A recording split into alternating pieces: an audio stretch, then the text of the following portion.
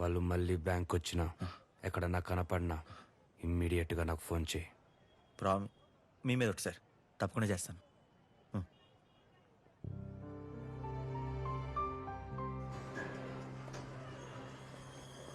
దేవ్, ఎవరో సుబ్రహ్మణ్యం అంట నీతో కలిసి హాస్పిటల్లో.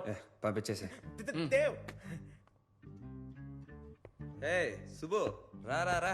ఎన్ని రోజులైందిరా నేను చూసి. ఎలా ఉన్నావు? బాగున్నాను దేవ్. నువ్వెలా ఉన్నావు దేవ్? బాగున్నాను. మన వాళ్ళంతా ఎలా ఉన్నారు? అంతా బాగానే ఉన్నారు దేవ్.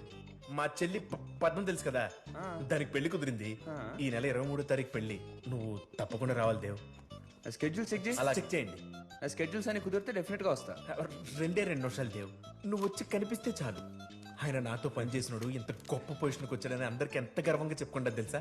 అంతెందుకు మొన్న ఒక ఈనాడు రిపోర్టర్ వచ్చి నీ గురించి గుచ్చి గుచ్చి అడిగితే ఎంత గొప్పగా చెప్పానో తెలుసా. ఎవరు? ఈనాడులో ఆమ్లెట్